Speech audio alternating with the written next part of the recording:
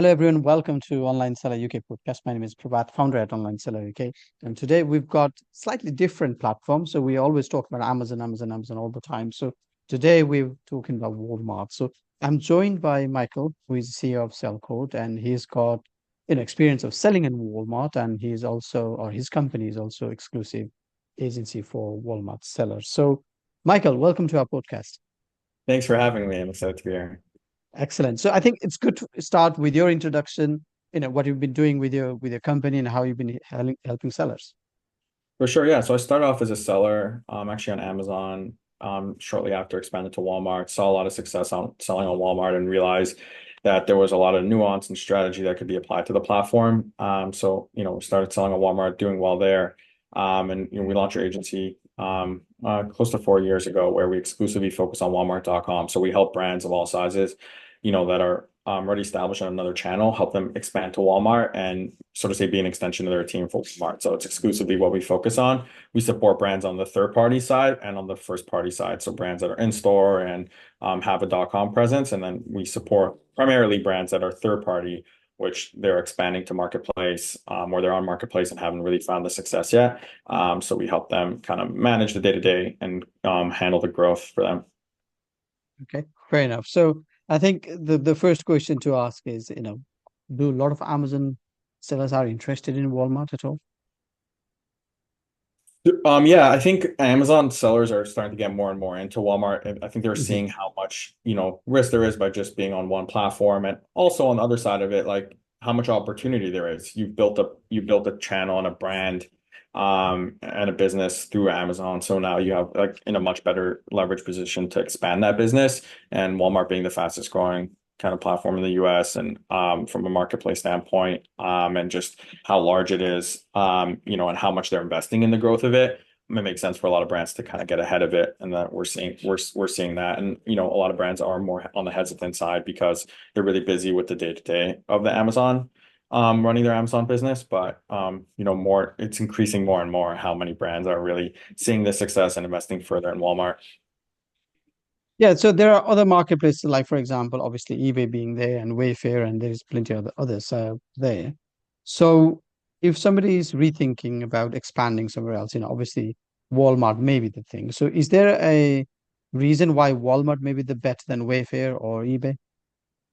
For sure, yeah. So I think there's a few reasons. So number one, like Walmart's it's the largest retailer. There's a lot of, infrastructure you're tapping into, a strong customer base that they have that's stronger than you could say with other sites and other platforms. So there's that component to it. The second component is that Walmart's investing very heavily on their side in the marketplace, which means Mhm. that there's a lot of resources going to help grow that marketplace. So as it's growing, it's being more competitive, but the earlier you are in, the more like first mover advantage you get. So because Walmart's investing really, really heavily in it, in the marketplace business, it's really important initiative all the way to the highest levels at Walmart. So, and you'll hear their executives talk about it all the time. So because of that, you're able to kind of latch onto that success. And then another thing is that, there's a different customer, like there's a large portion of customers that shop on Walmart that don't shop on Amazon. So you get kind of that gap of customers, which is another point. And then, another thing is that, there is the opportunity to grow your brand, get into the first party and get into potentially in stores, and that part of the business as well. Yeah, so you're talking about they have got system like Vendor Central on Amazon. Correct. Yep. Okay. Okay. And is it the same model? They buy from us and then they sell it on our behalf? Yeah, so there's, for the 1P, there's a few ways how it works. So there's like, do they have a drop ship program, Mhm. which, they're moving most drop ship to be marketplace. But then they have a first party where they buy the inventory, they sell it. And then they have, first party where it's just online, or first party where it's also in stores, right? Okay. So there's Fair enough. those programs. Okay. Excellent. It's good to know. So then the next question generally get asked, what sort of growth we can see. So, if Amazon is doing X, Y, Z, am I going to get 20% in the next 6 months from Walmart or 30% or? So it's a good question. Everybody likes kind of knowing the answer to that. I Mhm. would say there's no easy answer because it really depends. And it Yeah. depends on a few things, but I'll give some guidance, right? Hmm. In general, I think, around 15% is a good number. It could be much more, it could be less. And some of the key defining things are going to be what category are you in, right? Yeah. There's certain categories that do much better in Walmart. Think about and what your product lines are.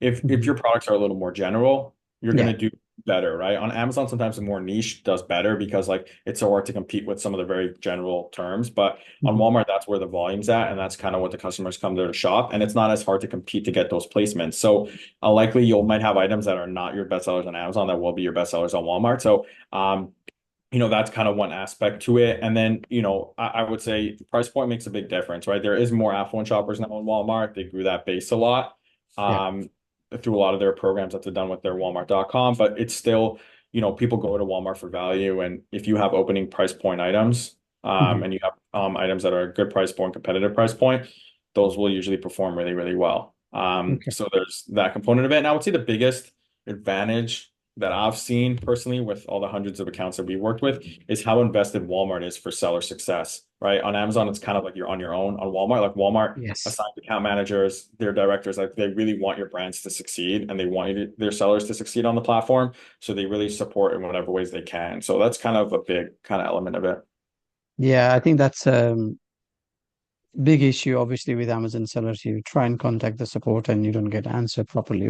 All the issues there is. So it's good to see that's different with Walmart. So, okay, cool. So I did say about ads. So advertising, it's obviously for all the platforms, Wayfair, eBay, Amazon. Now here we've got B&Q.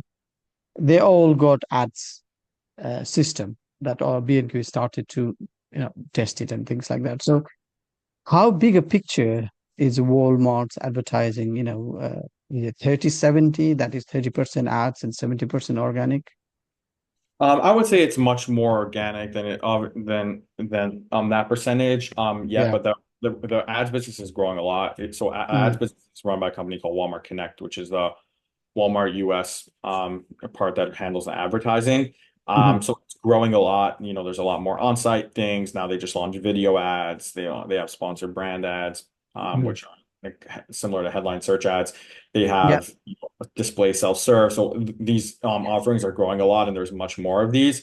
Yeah. But I would say, in general, the cost of per click is much lower than what you've seen what you generally see on Amazon, just because there's less Yeah. people against you. But as the platform grows, obviously those costs will grow.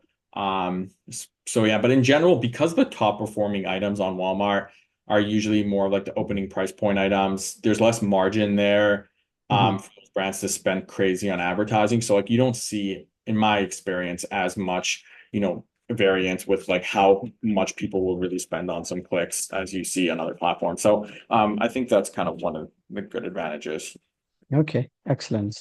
Last questions. You've been really helpful, so thank you for talking to me.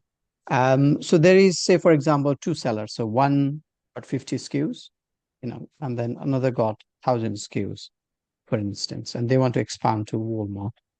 Um, in terms of timeline, how long, would seller with 50 SKUs expand onto Walmart, as in getting the listings done and all that? And how much time the 1,000 SKUs will do? For sure. I think, with the 50 SKUs, it's probably like around a 4 week period. Mhm. With 1,000 SKUs, it depends really how customized you want to get. So Walmart has different style guides. They want their listing structured differently than Amazon. So a Okay. lot of the work we do is like restructuring the listings to be a better fit for Walmart.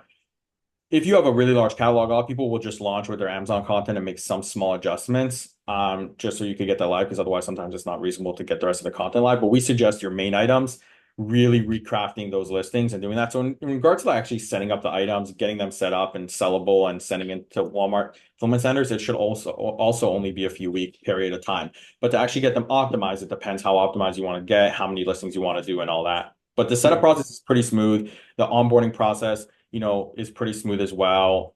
We actually have like a link that if you apply to Walmart through our link, it's a little, if you don't get approved, it's like an easier chance we could help potentially appeal. But also if you do get approved through that link, there's a special promotion where like Walmart will waive some of the costs and everything. So they made their onboarding process much smoother, and in Mhm. general, it's much easier. But it's still there's still going to be some technical integrations and things. Well, any platform can have a issue, but it's like it's nice to hear that there are some support for the sellers as well. For sure. We we go There's through a Amazon BD issues all. team. It's called like a BD team, and they're there once you sign up through that link, and you'll get assigned somebody from Walmart who's there to just help make sure you get set up well. Mhm. Yeah, that support is definitely there. Okay, excellent. So, okay, we are towards the end. So, if somebody wants to talk to you about their products, how to strategize to sell on Walmart, maybe product selection and all that sort of thing, where's the best place to find you? For sure. So the best place to find me is you could email me, Michael at cellcord.com, SELLCORD.com, or you can go to cellcord.com, fill out the form, and like we could have a conversation. More than happy to have any conversation about Walmart, but you could also find me on LinkedIn and message me, just Michael Lebhar, Lebhar, on LinkedIn as well. I'm there and I check my messages. So yeah, I'm always kind of down to talk Walmart. So yeah, it was great speaking though. Yeah, excellent. Thank you again, Michael, for your time today and speak soon. All the Awesome. best. Thank you. Bye bye. Bye.